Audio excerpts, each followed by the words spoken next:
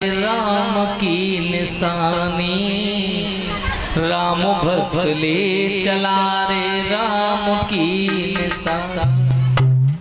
आज उस सिंहासन पर ले जा करके भगवान की चढ़ खड़ाओं को सुशोभित कर दिया है और अपने सारे राजसी वस्त्र त्याग दिए हैं। जो भैया ने वस्त्र पहने हैं बन के वही वस्त्र पहन करके नंदी ग्रह में वनवासी की तरह तपस्या की तरह मेरे भाई बहनों जीवन काटने लगे। इधर भगवान श्री राम आगे के लिए बढ़ गए हैं। भगवान पहुंच गए हैं गंगा मैया के किनारे।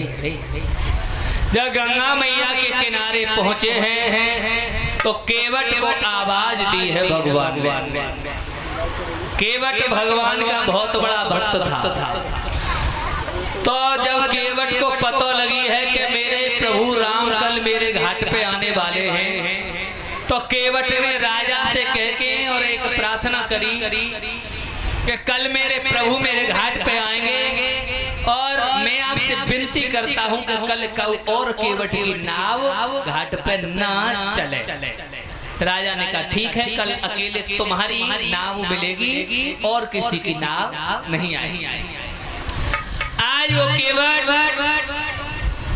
गंगा घाट पे प्रभु का इंतजार कर रहा है।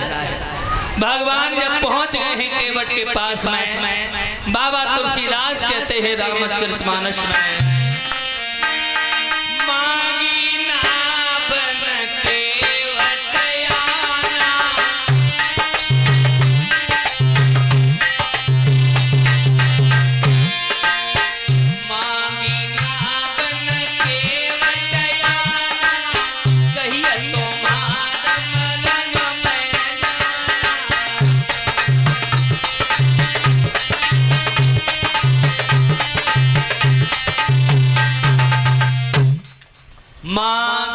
ना बन के बट आना। इसके दो अर्थ लगाते हैं विद्वान। मांगी नाव न यानी राम ने नाव नाय मांगी, केवट आना केवट आ गया। दूसरा के मांगी नाव यानी नाव मांगी न केवट आना, केवट नहीं आया। विद्वानों के अलग अलग मत है। आज भगवान ने नाव को मांग नहीं पाया, उससे पहले ही केवट आ गया और कही तुम्हारा मरम मैं जाना। केवट आए के बोलो है, चरणों में नमन किया है। राम बोले भैया हमें पल्ली पार जानो है, हमें नाव में बिठाओ। केवट बोलो भगवान हम तो तुम्हारे मरम को अच्छी तरह से जानते हैं, हम तुम्हें नाव में ना बिठाएंगे। साथ ही साथ एक और बात बता दें, ये जो केवट था पूर्व जन्म में कछुआ था। क्षीर सागर में इसका निवास स्थान था। एक दिन इसे कहीं से फूल मिल गया तो ये अहंकार में चला है कि लाओ प्रभु के चरणों में फूल रखे। तो पैरों की ओर जाकर के देखा कि लक्ष्मी बैठी है, तो सिराने की ओर गौ से शेषनाग ने एक फसकार दी की हड्डी को सरमा बनेगो। यही केवट बना। और जो केवट नाव चलाता था ये चित्रकेतु नाम के गंधर्व की थी, इसका भी उद्धार होना था। तो केवट कहने लगा प्रभु हम तुम्हारे मरम को अच्छी तरह से जानते हैं। लक्ष्मण कहने लगे भैया ये केवट क्या कह रहा है कि ये हमारे मरम को जानता है। अरे हमारे मरम को तो हमारी मैया बबलो ने नहीं जाने कि माँ कौशल्या मरमन भाका जिन 9 मास गर्भ में रखा।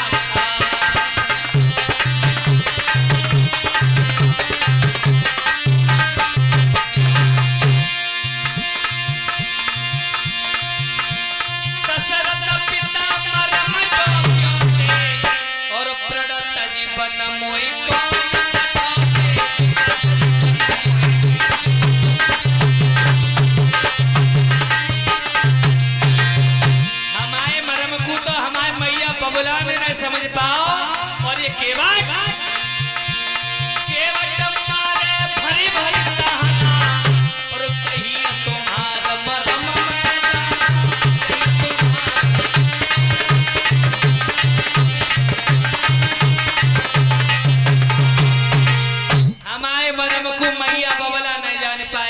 और ये केवट कह रहे हमारे मरम को जानते हैं। केवट बोले लक्ष्मण भैया तुम शांत है जाओ, तुम गर्म दल के नेता हो, तुमसे बात नहीं करेंगे, प्रभु से बात करेंगे।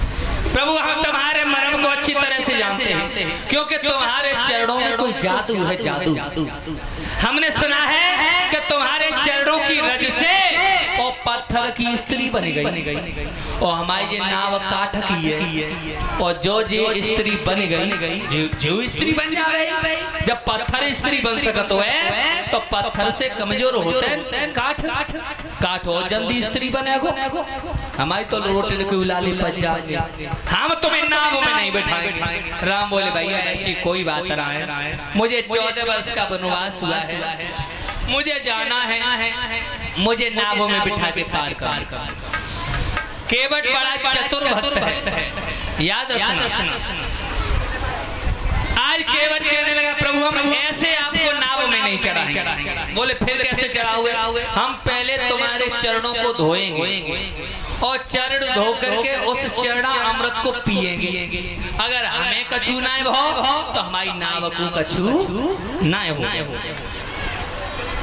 राम बोले भैया जैसी तेरी इच्छा। केवट बड़ा चतुर है कि पैसे तो जे पाए दो बांगे ना लाओ, यही बातें बनाए के कहूँ तभी भले पाए दो। तो केवट गयो माता बहनों और अपने संग एक कठौता ले आयो।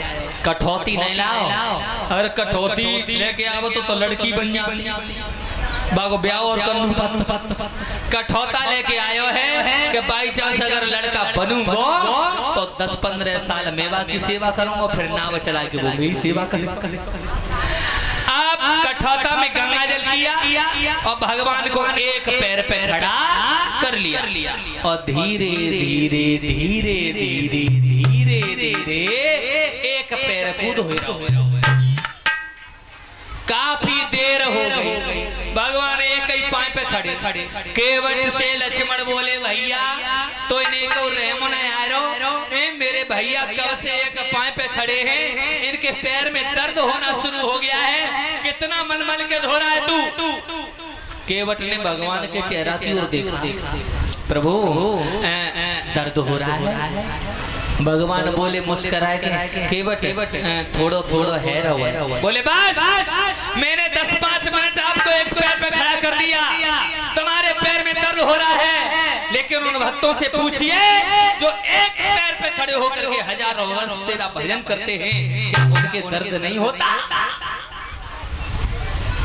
केवट की बात सुन के हृदय गदगद हो जाए। भारे भारे भारे आज केवट कहता है प्रभु अगर तुम्हारे पैर में दर्द हो रहा है ना तो आप अपना सीधा हाथ मेरे शीश पे रख लो, तुम्हें सहारा मिल जाएगा। धन्य है केवट जैसे मित्र, धन्य है केवट जैसा सखा, धन्य है केवट जैसा भक्त जो सारी दुनिया को सहारा देता है। आज केवट उसे सहारा भगवान ने जो सीधा हाथ शीश पे धरो, आज केवट की आंखों से आंसुओं की धार बहना शुरू हो। जैसे पिता का प्यार पाकर के पुत्र विभोर हो जाता है, गुरु का दुलार पाकर के शिष्य विभोर हो जाता है, आज भगवान का प्रेम देख करके, स्नेह देख करके आज केवट की आंखों से प्रेम भरे आंसू छलक गए। आज चरणों को धो लिया है, चरणामृत का पान किया और भगवान को गोद में उठाए के नाव में बिठाए लो। आज मैया सीता लक्ष्मण तीनों बैठ गए हैं नाव में। अब केवट नाव चला रहो लेकिन पार ना कर रो, कहूँ जाओ जातो है, कहूँ बाओ तो कहूँ बाओ जातो है, यानी गंगा में नदी में और वह नाव को घुमाए रहो। लक्ष्मण बोले भैया काय के लिए बार बार तू नाव को घुमा देता है, हमें पार कर दे। केवट कहने लगे लक्ष्मण भैया तुम्हें 14 वर्ष के लिए वनवास बहु और तुम 14 वर्ष के लिए मेरी नाव में बैठे रहो, मैं 14 वर्ष के लिए यही नाव को चलाता रहूंगा। आज नाव को घुमा रहा है और गुनगुनाता हुआ केवट मस्ती में गाता बजाता नाव चला रहा है। मेरी नैया में बैठे श्री राम और गंगा मैया दीने बहो, मेरी नैया में बैठे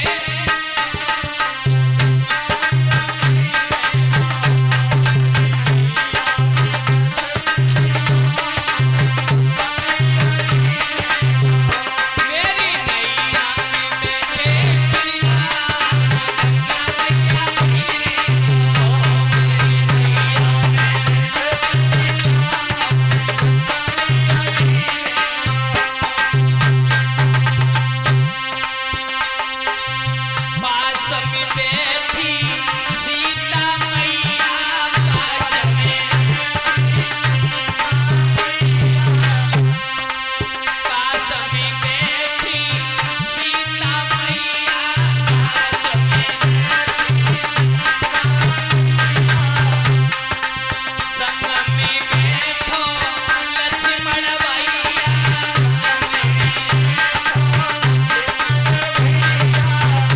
मेरे पूर्ण होए सब गंगा मैया मेरे को,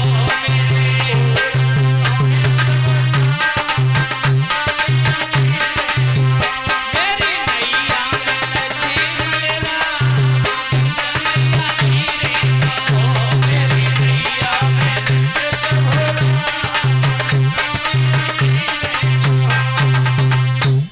आज केवट नाव चला रहा है, चक्कर पे चक्कर लगा रहा है, लेकिन पार नहीं कर। राम बोले भैया केवट तेने 10-20 चक्कर लगाए दे और अब तो चक्करों से मैं परेशान हो गया।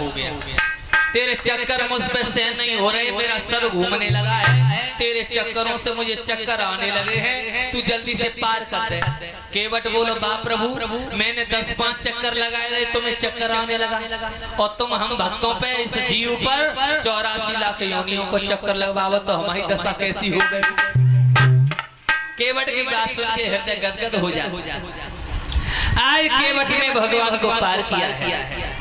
जब केवट पार पहुंच जाता है, नाव से नीचे उतर गए हैं, मैया सीता ने मुद्रिका लेकर के प्रभु को दी है कि लो इस केवट को उतराई दे दी।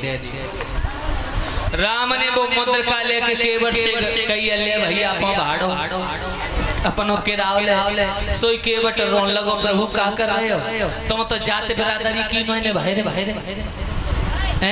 आदमी को जात बिरादरी की तो फिक्र होता है। तुम केवट और मैं केवट हूँ, हम तुम्हें एक ही बिरादरी के हो, फिर काय के लिए हमें दे रहे हो तराई। तो लक्ष्मण को माता बहनों गुस्सा आ गई। लक्ष्मण बोले ओरे केवट तो शर्म आनी चाहिए, हम रघुवंशी क्षत्रिय हैं सूरवंशी हैं, तो ये शर्म आनी चाहिए। तू एक जाति का केवट और अपनी तुलना प्रभु से कर रहा है। केवट बोला भैया लक्ष्मण तुमसे बात करना है, तुम बात हमारी नहीं समझ पाओगे, गूंगा के सारे गूंगी समझ पाओगे तो। भैया लक्ष्मण मैं भी केवट हूँ और प्रभु भी केवट है, अंतर बस इतना है कि मैं गंगा नदी को पार करने वाला केवट हूँ और प्रभु भवसागर से पार करने वाले। भगवान बोले तो क्या चाहते हो। आज आंखों में आंसू लेकर के केवट कहने लगा प्रभु मुझे तुम्हारा ये धन दौलत कुछ भी नहीं चाहिए, बस आपसे एक प्रार्थना है, आज जब तुम मेरे घाट पर आए हो मैंने तुम्हें गंगा पार कर दिया और जब मैं कल मर करके तुम्हारे घाट पर जाऊं तो तुम मुझे भवसागर से पार कर देना। बोलिए गोविंद भगवान की। आज भक्ति का आशीर्वाद दे करके मेरे भाई बहनों भगवान आगे के लिए बढ़े हैं।